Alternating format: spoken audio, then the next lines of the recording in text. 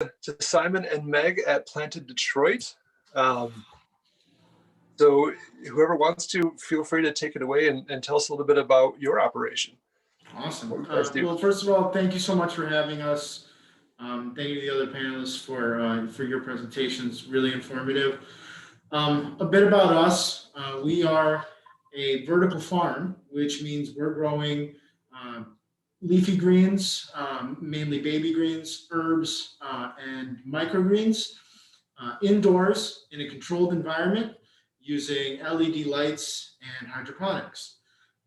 This allows us to grow 365 days a year with no change in seasonality and to use less resources for every pound of food that we do grow versus traditional outdoor agriculture. We've been operating since 2018. We were mainly selling to restaurants, and then the pandemic happened and we made a shift. It was a bit of a rush on a planned shift that we had to go more toward direct consumer products. Specifically, right now we're focused on our ready-to-eat salad line.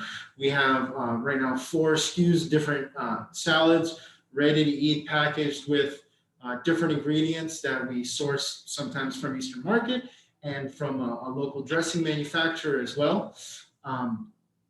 And we're selling through our website and through third-party services as well, such as Eastern Market, food boxes, and a few other in the region. Well, we chose to get GAP certified for a few reasons. So because we are a vertical farm, first.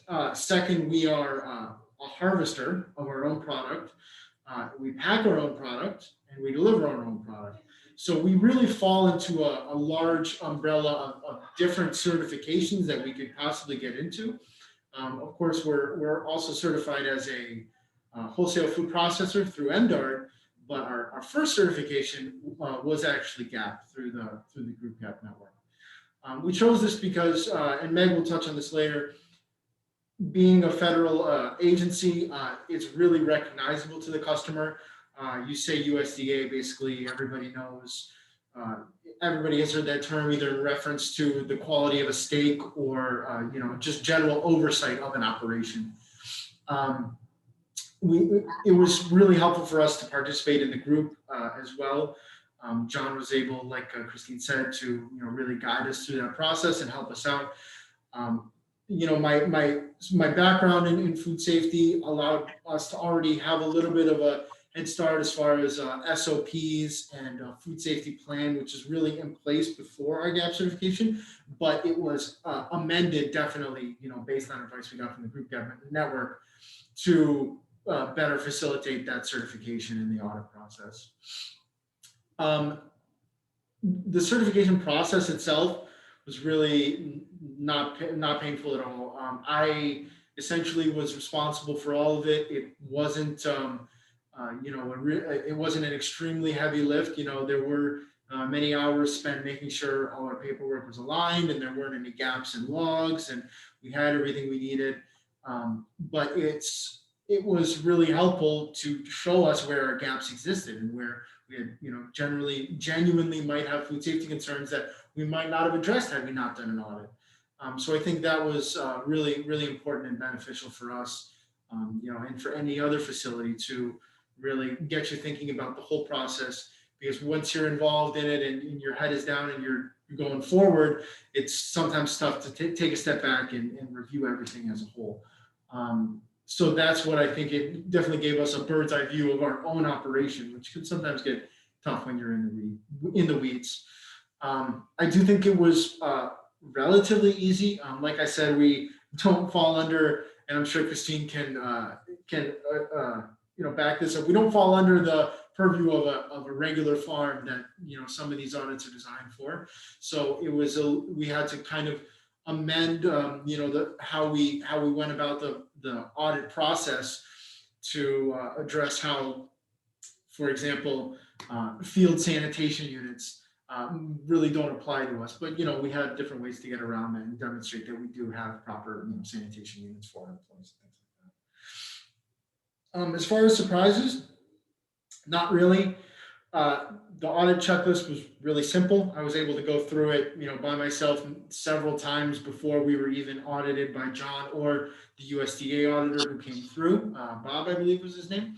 So I felt really well prepared. There wasn't anything in the conversation when he sat down and asked me a question, and I was, completely taken aback, which would not be a good thing, but fortunately that didn't happen. Um, yeah, and I think now I'll pass it over to Meg and yeah, let her kind of go from here. Yeah, so thanks, Simon. I'm Meg. I lead the business development here at Planted, and we're thrilled to be part of the GroupGAP network. It's such a good fit for us because, like Simon was mentioning, we're a very unique type of farm, and we have to lead with definitions of what we do because people don't understand it at the outset, not being traditional agriculture. I came from a background of sort of big ag, big business food buying, and knew for a fact that we would have to have a certification to get in the door if we wanted to sell through traditional channels, like into, for example, a retail chain. We aren't in one right now, but perhaps in the future. And I knew that there would be a question of, do we have GAP or do we have SQF? So we were thrilled to be able to find GroupGAP as it's a perfect fit for where we are now in terms of size. And when we began, of course, the GroupGAP process, we were even smaller than we are today. And then where we hope to be, it sort of bridges that gap as we scale, which is our goal. It's really helpful for us specifically because when people learn about our unique type of agriculture, first of all, not everybody knows what vertical farming is, so we have that explanation. Not everyone understands hydroponics as it has evolved into today. And then people don't really understand what microgreens and how we micro baby greens indoors. And then for those who do understand, they understand the risk that's inherent. And that's part of why we have Simon here and his food safety expertise, but having the GAP certification backing up the fact that we are extremely safe in how we go about growing the greens that we grow is essential for me as I conduct those conversations with our customers. Because anyone who knows anything about growing microgreens or sprouts indoors knows that essentially we're creating the perfectly fertile environment where we could grow bacteria or other things like that. So at a base level, we want people to understand that we take food safety so seriously, like it's in our DNA. It is a non-negotiable every single day. And that is what essentially that USDA GAP logo on our packaging allows us to convey that in a very short and sweet conversation. So the conversation around how we market it, that's really the primary way that we do. First of all, in conversation with those bigger buyers, those that are knowledgeable about what GroupGAP might imply, but then also on our packaging. And so like Simon said, we sell directly to our consumers primarily through our web store portal right now. And then we also hope to sell through a few other venues as well. And we want people to know just at a glance, even before they turn the package over, right? It's on our label, which is on the top of the package, that we are USDA GAP certified. So folks know that we're not just, someone trying to grow a few microgreens in their basement, right? We're serious about making sure that we grow both delicious as well as extremely safe product. Mm-hmm. And one common thread that I'm seeing between your implementation and also Eastern Market is that you already had a lot of things in place. You were already putting a lot of these practices in place and following these guidelines and doing this kind of stuff. And what you really brought in was, you have a little bit of maybe SOP writing and stuff like that, but you brought in that verification and component was the biggest thing. One thing I'd love to hear a little bit more about too is what was the, because you I think you're the only member of the group that is using the USDA GAP logo on your packaging. What was that process like? Actually, getting the logo on the package was quite simple. I needed to fill out a form to get permission to use it, and to in addition to the form, we had to create an SOP as far as how we use the label, when we use it, size, color, how we control it, like you mentioned before.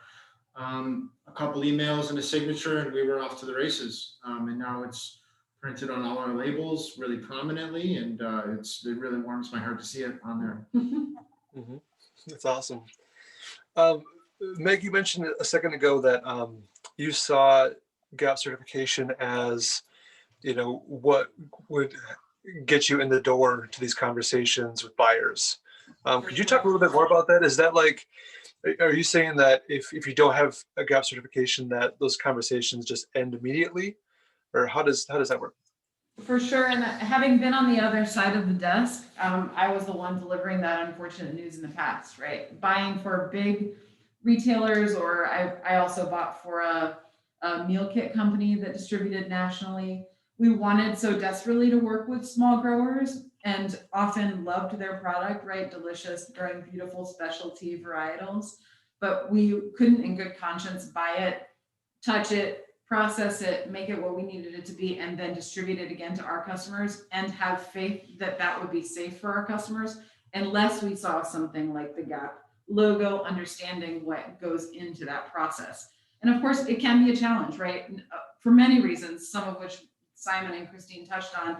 Writing the SOPs can be difficult, having an understanding of food safety, implementing that food safety daily, those are the biggest ones. But then there also are financial impediments. And I think that was always my biggest challenge as a buyer, is like not wanting to send someone out to SQF if that was our only option, knowing that that might either cripple a small farmer if they were willing to go towards it, or we would just have to turn them away.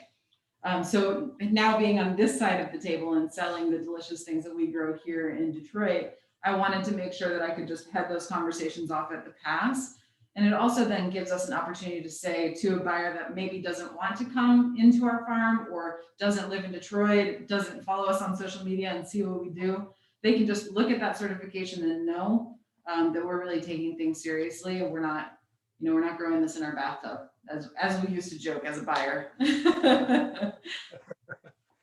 For sure. How do you talk about food safety on like your social media and other places like that? Yeah, it's a great question. We've talked about it all along, and we always take an approach at Planted Detroit of trying to teach people not just about what we do and specifically what we grow, but about the industry as a whole, because indoor growing is kind of, we're like in our teen years, I would say, right? Like we're sort of emerging, but a lot of people don't know.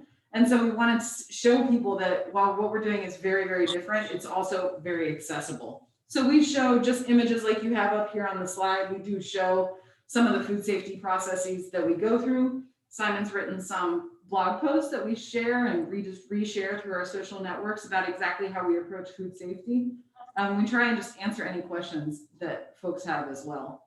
There's an interesting thing that happens in vertical farming, especially for us, because we're growing these really specialty crops. People assume that we are organic, and we're not, but we're not certified organic, but we're herbicide and pesticide free. So in some ways we align with what consumers are looking for when it comes to organics. So it's great for us to be able to back that up with our food safety chops and the GAP certification as well. Yes, maybe we're not USDA organic certified, but we're USDA GAP certified. Mm-hmm. For sure. Also what advice would you give somebody who's thinking about getting GAP certified, and also on that, both from the implementing it into your processes, but also on what that means to how that affects your conversations with buyers?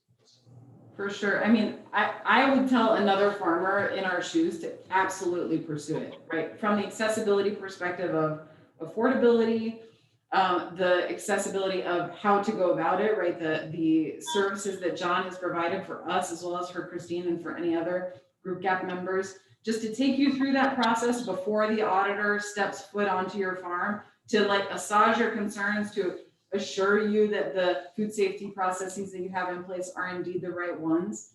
That's a huge advantage. And it's not so much about being able to go to the buyer and say we're GAP certified, so much as just to be able to be GAP certified before they even ask the question. So you don't have to be on the defensive. That way it's all about selling your product, making sure that you get your delicious produce in front of, some more Michiganders that want to eat locally.